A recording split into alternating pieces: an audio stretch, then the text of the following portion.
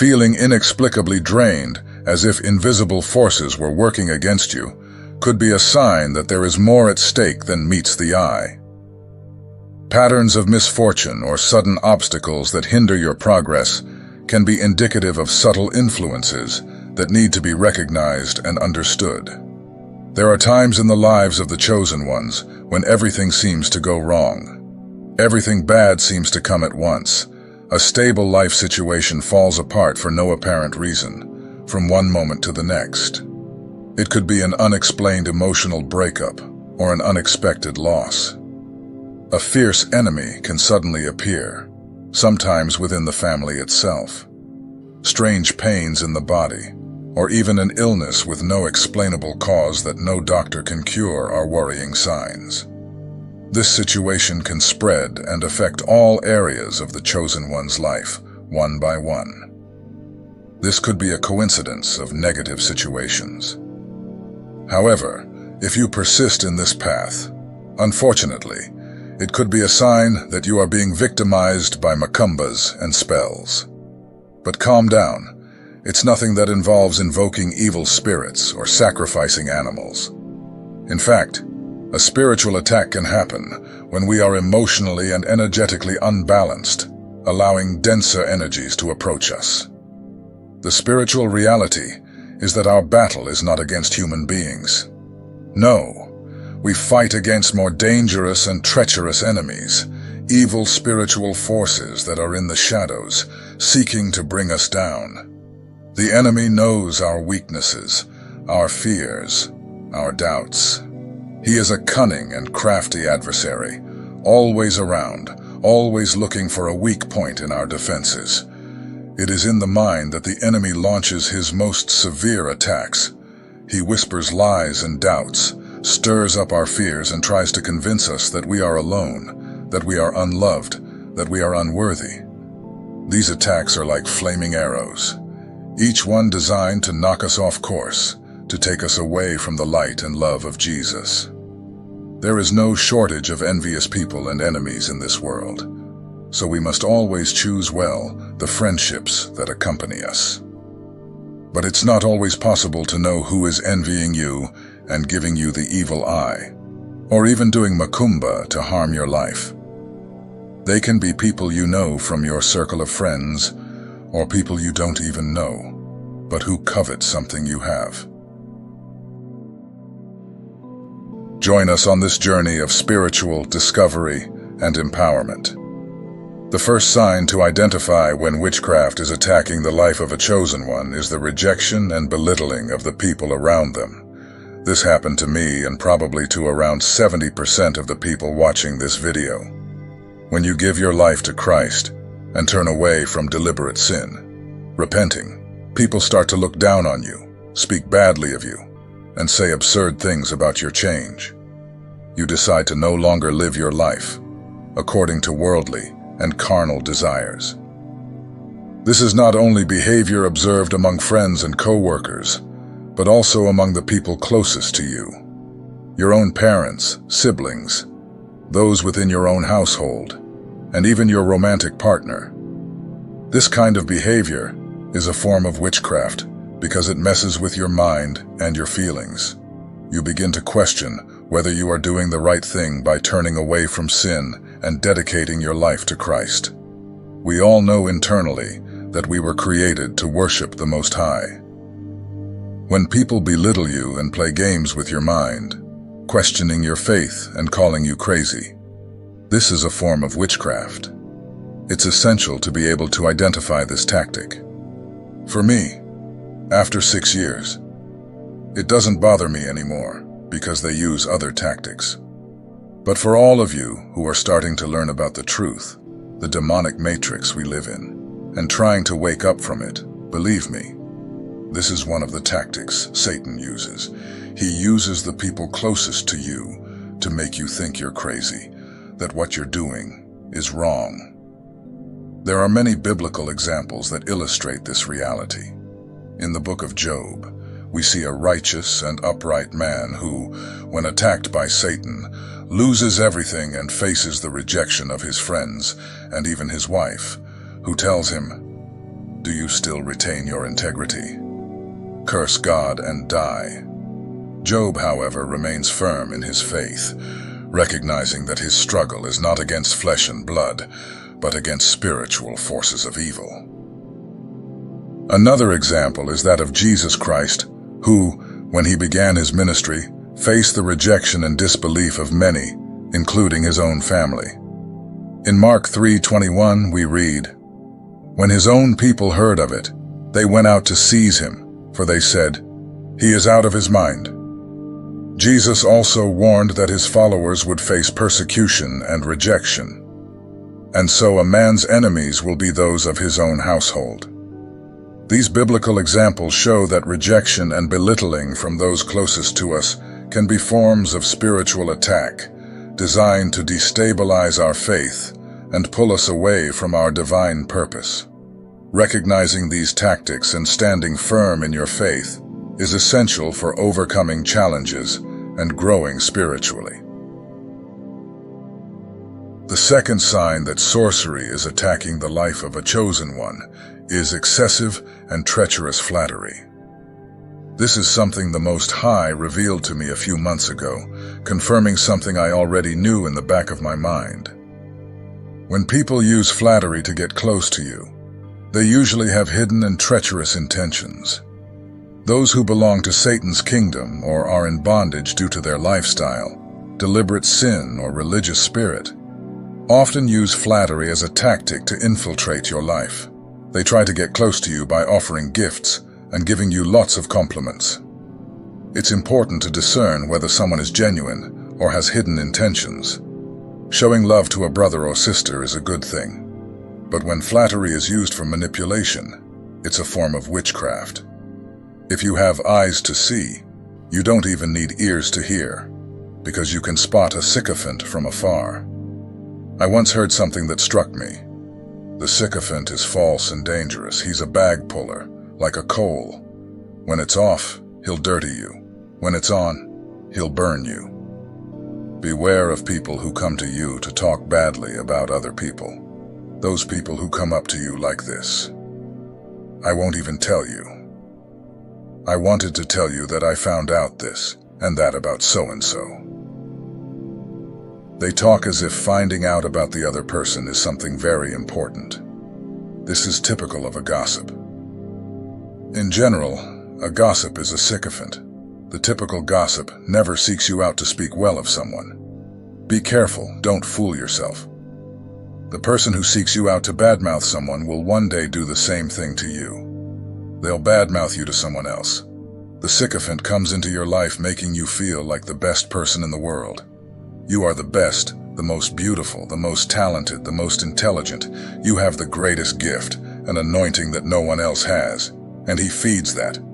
Because when you're dominated by vanity, the flatterer uses your vanity, and believe me, you go blind. Because you become addicted to thinking you're the best, and you open doors for his flattery to take hold. The sycophant is excessive. You can like a person and even praise them, but it's not done in such an exaggerated and blatant way that it makes the people who see it feel uneasy. Do you know where we see this a lot? On social media. Yes, I feel repulsed when I see some posts by sycophants. It's a showcase for them. I know exactly who the people are who really like me, because there's an affection, an admiration involved. People with the right words, at the right times, with a care, a zeal for my life. In the Bible, we have clear examples of this behavior. Delilah used flattery to get close to Samson. Not only was she beautiful, but she was also skilled with words. In Judges 16, we see how Delilah, with smooth and deceptive words, managed to discover the secret of Samson's strength, betraying him to the Philistines. Delilah's betrayal is a classic example of how flattery can be a tactic used by those with evil intentions. Another example is that of Judas Iscariot, who betrayed Jesus. Judas was close to Jesus. He was one of the 12 disciples, and through his closeness and apparent loyalty, he gained Jesus' trust. However, he used this trust to betray Jesus for 30 pieces of silver.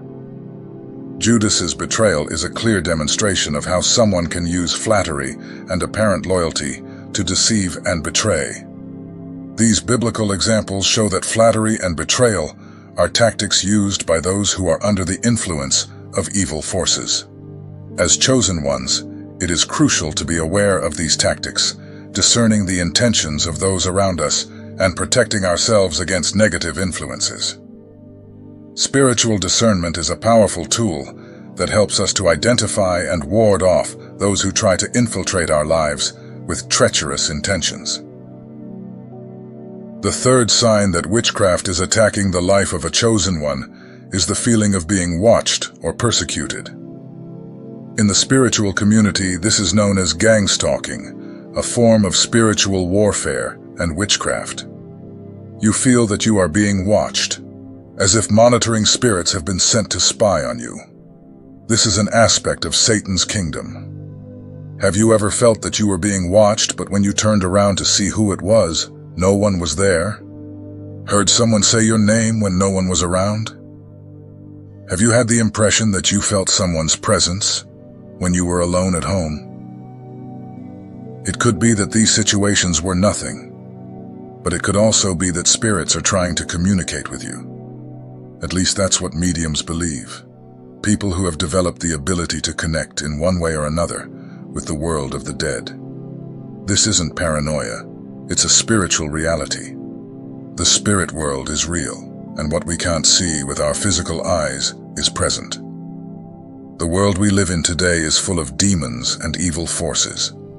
When you feel like you're being watched, it's not imagination, it's a reality. Monitoring spirits and gang stalkers are sent to spy on you, watching your every move without ever interacting directly. They may watch your stories or follow your actions, but they never get directly involved. This is a form of witchcraft. In the Bible, we see examples of spiritual surveillance and persecution. In Samuel, we read that Saul, from that day on, looked enviously at David. Saul, consumed by envy and hatred, constantly watched David, looking for an opportunity to harm him. This behavior of obsessive vigilance is a clear example of how evil forces can influence people to persecute the chosen ones. Another example is that of Nebuchadnezzar, who ordered the 3 Hebrew youths to be watched and thrown into the fiery furnace for refusing to worship the golden image. Although the king was physically present, his surveillance and persecution were spiritual in nature, as the young men were attacked for their faith in God.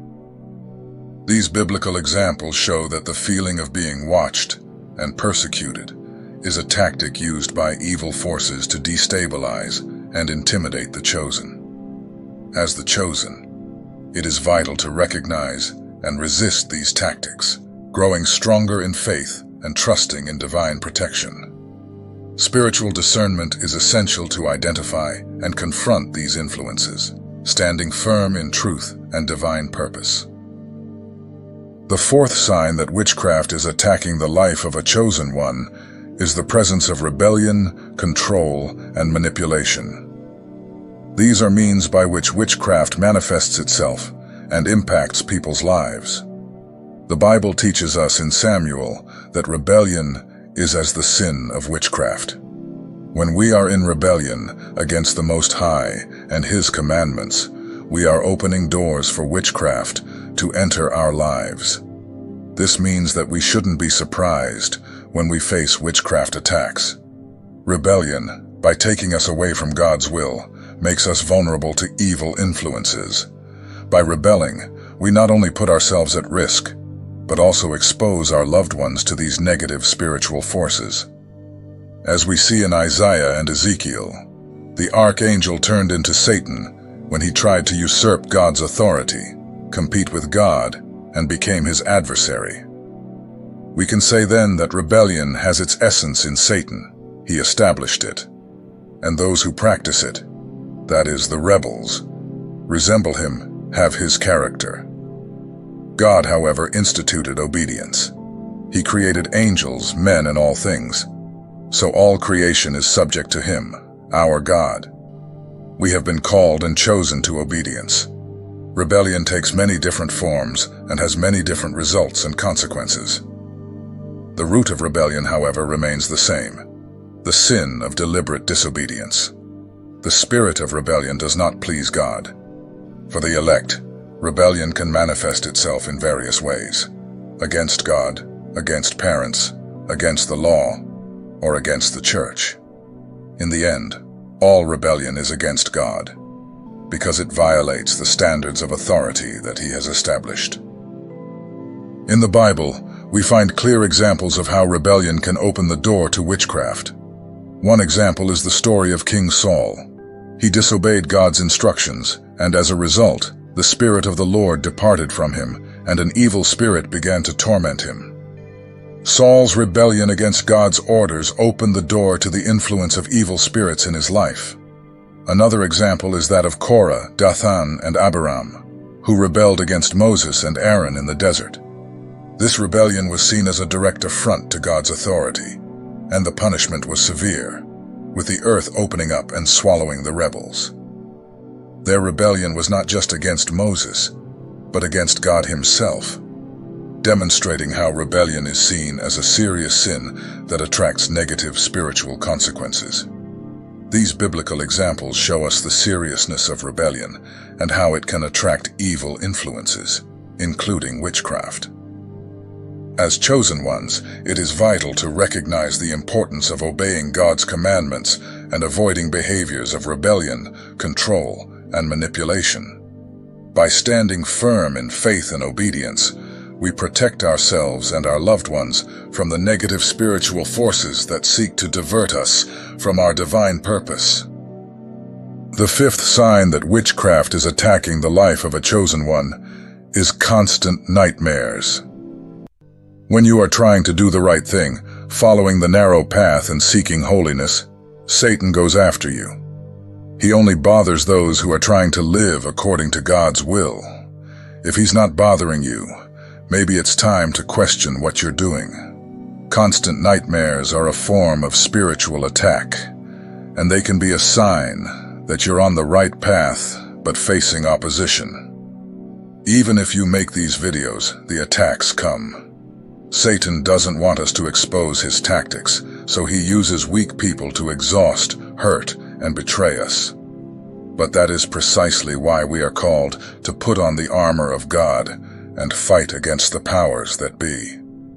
In the Bible, we see how dreams and visions can be areas of spiritual battle. In Daniel, the prophet Daniel experiences a disturbing vision and needs angelic intervention to understand and resist the spiritual forces that are trying to prevent divine revelation. The spiritual struggle is real and can manifest itself even in our dreams. Another example is that of Job, who, when facing intense attacks from Satan, mentions how terrifying his dreams became. "Then you frighten me with dreams and haunt me with visions." Job's nightmares were part of the attacks he suffered, trying to derail his faith and trust in God. These biblical examples show that nightmares can be a form of spiritual attack. As chosen people, we need to be vigilant and prepared, putting on the armor of God as described in Ephesians. This includes truth, righteousness, peace, faith, salvation, and the Word of God, which are our defenses against the snares of the evil one. By keeping our faith firm and seeking divine protection, we can resist spiritual attacks, including nightmares, and continue our journey towards holiness and divine purpose. The sixth sign that witchcraft is attacking the life of a chosen one is the use of gaslighting by witches and wizards as a form of mind control. Gaslighting is a manipulative technique where, when you confront someone about a lie, they reverse the situation, making you believe that it is you who is lying. This is witchcraft because it involves mind games designed to destabilize and control you. Witches and sorcerers use gaslighting to create confusion and doubt in the minds of their victims, making them question their own perception and sanity. This psychological manipulation is a powerful form of control and can make the victim feel lost and isolated. Don't let anyone do this to you. Recognizing this tactic is the first step to protecting yourself. In the Bible, we find examples of manipulation and deception that resemble gaslighting. A classic example is that of Jezebel, who manipulated and deceived King Ahab and others around him to achieve her evil goals. Jezebel used lies and manipulation to control those around her, a behavior that we can see reflected in modern gaslighting. Another example is the story of Joseph and his brothers. Joseph's brothers, after selling him into slavery, manipulated their father, Jacob, into believing that Joseph had been killed by a wild animal. They used Joseph's cloak, bloodied with animal blood, to deceive their father and hide the truth, an act of cruel manipulation deceptively similar to gaslighting. These biblical examples show that manipulation and deception are ancient tactics used by those with evil intentions. As chosen people, it is crucial to be on guard against these forms of sorcery and manipulation, protecting our minds and hearts with truth and spiritual discernment. Putting on the armor of God and maintaining a strong connection with divine truth helps us resist the mind games and control they try to impose on us. The seventh sign that witchcraft is attacking the life of a chosen one is keeping friends or company with someone involved in witchcraft. The Bible warns us in Corinthians that bad company corrupts good habits. If you surround yourself with such people, be they friends, colleagues, or relations, they can cast spells on you. Satan rarely attacks directly. He uses people close to him to do the dirty work. The presence of people involved in evil practices can bring negative influences into your life, affecting your spiritual, emotional, and physical well-being. Even if you've known these people for years, it's crucial to recognize the danger they pose and stay away from them. Keeping such company can open doors to spiritual attacks, where spells and curses are cast on you, compromising your protection and peace. In the Bible, we find clear examples of this principle. King Solomon, known for his wisdom, was negatively influenced by his many foreign wives who practiced idolatry and witchcraft. In Kings, we read that, when Solomon was old, his wives perverted his heart to follow other gods. This negative influence led Solomon away from God's commandments, demonstrating how bad company can corrupt even the wisest and most pious. Another example is Ahab, who married Jezebel, a woman deeply involved in witchcraft and idolatry. Jezebel influenced Ahab to practice idolatry and to turn away from the God of Israel, resulting in serious consequences for the kingdom of Israel. Ahab's association with Jezebel brought destruction and judgment, showing how keeping company with people involved in evil practices can have devastating consequences. These biblical examples reinforce the importance of choosing well the people with whom we associate.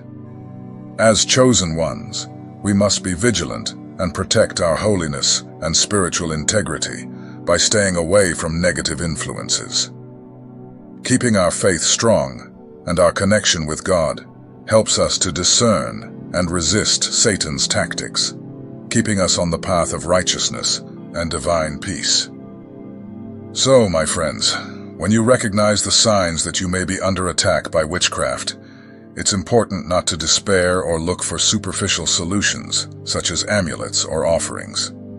The best remedy against any kind of spiritual attack is always self-knowledge and the search for internal harmonization. Get to know your emotions, work through your traumas, and keep your energy up. For the chosen ones, remember, the laws of the universe are wise and just. If something is happening in your life, it's because you need to go through it in order to evolve as a human being and as a servant of God. Don't let yourself be shaken by the signs of spiritual attack, but use them as tools to improve your self-knowledge and walk towards the light. In our walk of faith, We are confronted daily with invisible battles. These are struggles not against flesh and blood beings, but against principalities and powers, against spiritual forces of wickedness in heavenly places. On the stage of the mind, the battle is fought. Our adversary, the devil, employs all his cunning tactics, looking for loopholes, trying to penetrate our defenses to lead us into fear, doubt, and hopelessness. But it's important to remember that we, the chosen ones, are not defenseless in this battle. We are not just spectators. We are, as Paul writes in his letter to the Ephesians, called to put on the whole armor of God. The armor of God is not just protection. It is a testimony to our relationship with Him. It symbolizes our dependence on God, our need for His guidance, His strength, and His protection. Only with the armor of God, with open hearts and willing spirits, can we resist the devil's attacks on our minds and stand firm in our faith. Thank you for watching and being part of this journey. Don't forget to like it, comment if this content resonated with you, and subscribe for more content like this. Until the next video, my friends.